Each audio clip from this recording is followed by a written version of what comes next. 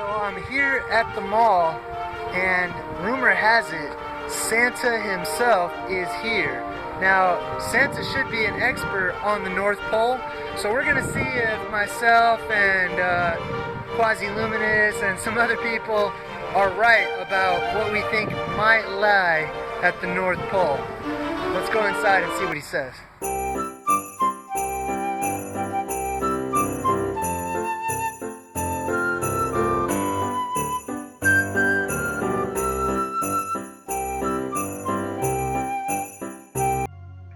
Hey, what's up everyone? So, before we go in, check out my interview with Santa Claus. First, I have to say a couple things. One, I know we all have, our research we've done on the figure of Santa and on Christmas and all that. I would like to ask you to suspend all those thoughts for now, because what I'm really trying to focus on is the North Pole, the topic of the North Pole, and that's what I'm going to be asking Santa about. Now, believe me, it was burning in me to ask him about the flat Earth. However, I'm pretty sure there wouldn't have been an interview had I brought up the flat Earth. Maybe next time. That could be in store in the future. But there's a couple notes I want to go over before I show you this interview. First of all, if you're watching the guy that plays Santa, I want to say thank you very much for agreeing to do this interview with me. I know you didn't have to. I know you get paid to take pictures with kids, so I really appreciate your time. Secondly, towards the end of the video, Santa gives a really good message that I think is actually important to this topic of the North Pole. Alright, so what about the North Pole? It seems like, obviously the North Pole comes up in legends and myths and fantasy. And here's the thing about the North Pole, like, we don't go there. It's almost as unexplored as Antarctica, to me. Nobody really goes to the North Pole. And our legends and our myths and our stories about the North Pole are almost never boring. They're almost never bland, like, there once was a region in the north of pure ice, and that was all. Like, that's not how the legends about the North Pole ever go. We hear about people who come from the north. We heard about giants. We hear about elven creatures. We hear about the gods coming from the north. So, to me, I'm very interested in the North Pole. And I'm also very interested in seeing where all of these myths and legends and stories come from. And is there anything to them? And I think that there is. So another thing I want to bring up is synchronicity. It seems to me that the North Pole has been on a lot of people's minds seemingly out of nowhere. It just seems to me like no one was really interested in the North Pole, but now in certain circles on YouTube and online, lots of people are very interested in knowing more about the North Pole or researching ancient myths and legends that come from various cultures.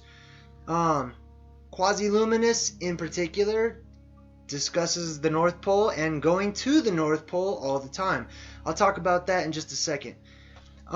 The other thing is I'm going to be asking Santa about the properties of the North Pole. Now, while he's just a guy playing a character, he does touch on some things that, to me, sort of ring true. And for me, this gets into tapping into the ether subconsciously. I think a lot of us, we're able to just sort of tap into this ether around us, or Akashic records, or whatever you want to call it. And I think that as I'm interviewing Santa, that he actually taps into that and brings back some information. Even if it's, designed to be playful and fictional, a lot of us have already realized that fact is often today disguised as fiction. So, some of the things that Santa's going to mention is that the North Pole, the part of the North Pole that's inhabited, the important part, is invisible. You can't see it. If you and I were to go there, you wouldn't be able to see Santa's workshop and all the elves and their houses and their communities or any of that, because it's got some sort of invisible barrier around it. Now, to me, this rings true because I absolutely think that we're dealing with beings and entities that have a technology far more advanced than what we're aware of. And even lately, I just watched this movie, Allegiant, and it's the third movie in the Divergent series. And in the movie Allegiant, it starts right off with all the characters are trapped in this city, and there's a huge wall all around the city, and they're all saying, we need to get to the wall, we need to go beyond the wall, we need to blow up the wall, we need to tear the wall down, because they recognize and they realize that there are other beings that live on the other side of that wall, and there's more land, and the land goes on. But the wall in the movie is invisible, and it actually is sort of holographic, so if you were to look at it, it would show you an image that looks like you're continuing to look on forever, when in reality there's a wall right there. So I absolutely think that that's very much possible. Cloaking devices and things that can turn other things invisible, even people. So Santa mentions the North Pole being invisible. He also mentions the North Pole being geothermal, which means that what he's basically saying is that it's inhabitable. It's not so freezing cold and full of ice and icebergs and freezing water, which is what the image that we're given of the North Pole, just like the image we're given of the South Pole or the Antarctic and that region. We're given these images, I think, just to detract us from going there, just to scare us away from going there. You know, just like on the Truman Show, he's shown all these images in order to put fear into him, to keep him away from certain areas. I think that the North Pole is one of those areas.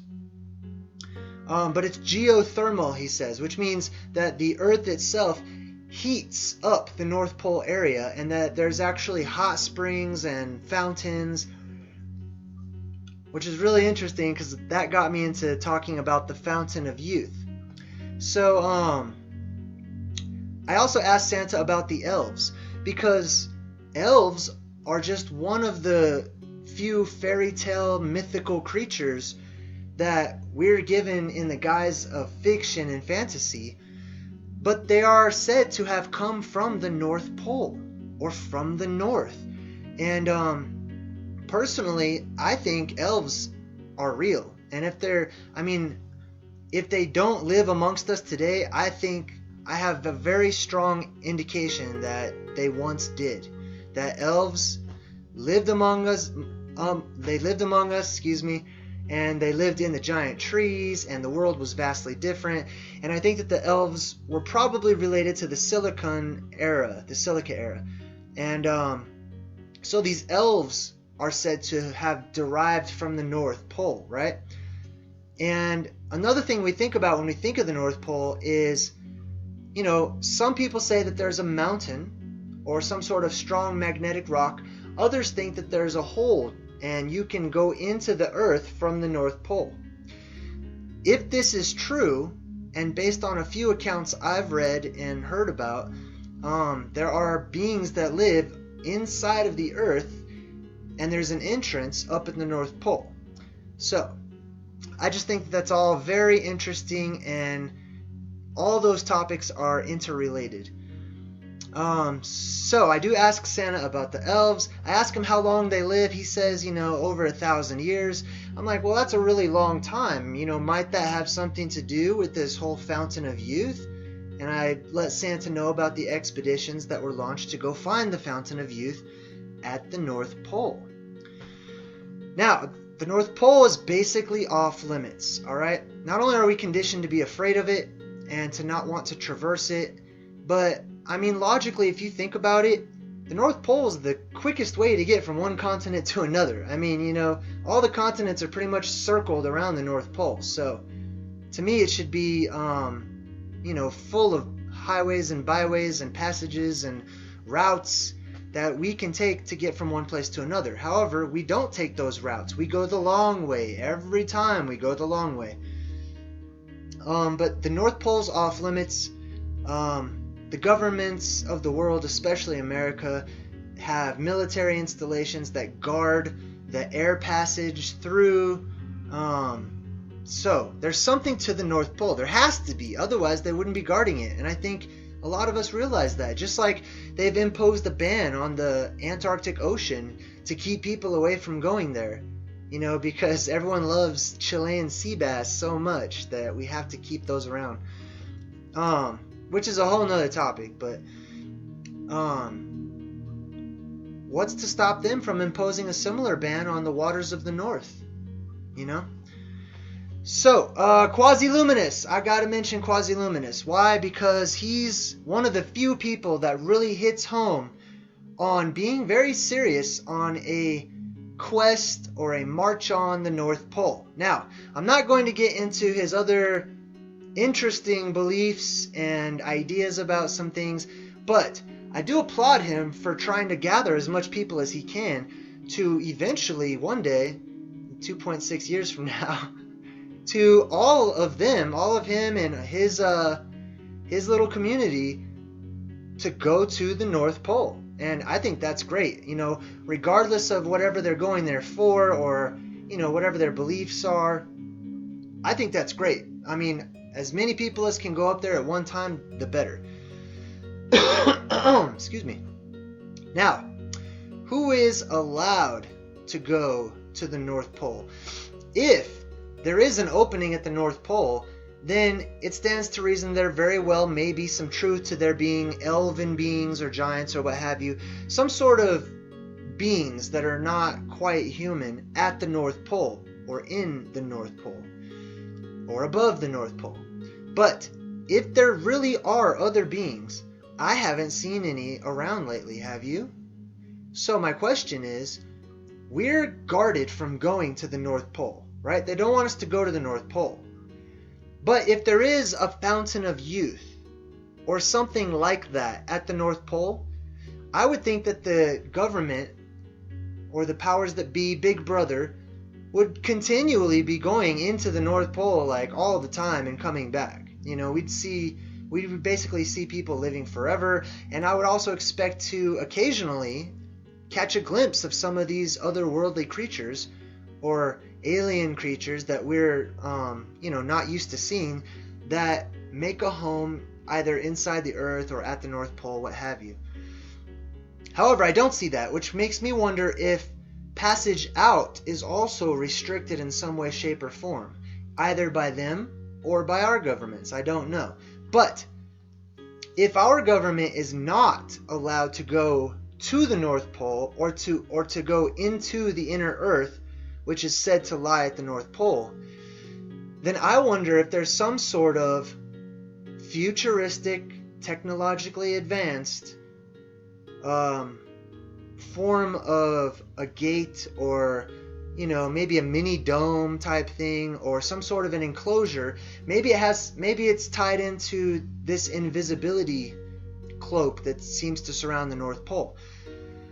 But here's my guess. My guess is that if they cannot, and I mean Big Brother, if Big Brother cannot go into the North Pole, and if they cannot go beyond the borders of the South Pole, which is also something I speculate, I wonder if we can get into the North Pole. That's why they condition us to fear it, right? Maybe there is a key that allows passage of particular individuals into particular areas, like the North and the South. I wonder if this key has something to do with the condition of the spirit of the individual. I say this because I've seen many movies and read many books where sometimes the theme is basically someone had to go get something that was very coveted by the bad guys, but the bad guys couldn't get it, and the hero could only get it because he didn't want it. He didn't want to use it for selfish gain. the bad guys all wanted it for selfish gain, so they were unable to get it. There was some sort of magic cast over it to keep them from getting it. Only a person who did not want it could access it. So I wonder if only those of a pure heart could access the northern and southern boundaries. I wonder if those of us who have pure intentions could enter in and to come back. Anyways, those are my thoughts. Let's now check out the interview with the man himself. Thanks for watching. I'm here with Santa Claus, everybody. How you doing, Santa? I'm doing fine, just fine. Fine as frog hair. That's real slickery, you know. We're all wondering what's at the North Pole. There's so much talk about what's up there and what's it like up there. Well, you know the North Pole is geothermic powered. That's why you can't see it. It's always got a fog about it. Wow. Because you see, it's cool there, but we got hot springs. So everything's powered eco-friendly. So there's hot springs at the North Pole. Yes, there is. Some people have speculated, there's been explorers in the past, and they've thought that the Fountain of Youth lies at the North Pole. Do you know if there's a Fountain of Youth? Is there any kind of magical water or properties up there? Well, there's magic in your heart. Okay, the magic doesn't come from the water. The magic comes from inside the soul. How about the elves? Can you tell us about the elves up there? Well, there's a lot of elves, and they do reproduce, so we do have to build some houses for them, okay? You know, they do have babies. They are human, okay? Just because they're little doesn't mean they're not human. They work very hard, and they take pride in what they do, and they're really special. And about how long, what's the average lifespan for an elf? Well, an elves can be anywhere up to 1,200 years old. Wow, that's a long time. Yes, a long time. Hi there! Yes. Well, thank you so much, Santa, for letting me interview you. Merry Christmas, and just do your best. Do something nice for somebody. Alright? That's what it's all about, giving something without expecting something in return. Thanks, now. Merry Christmas. Well said, Santa.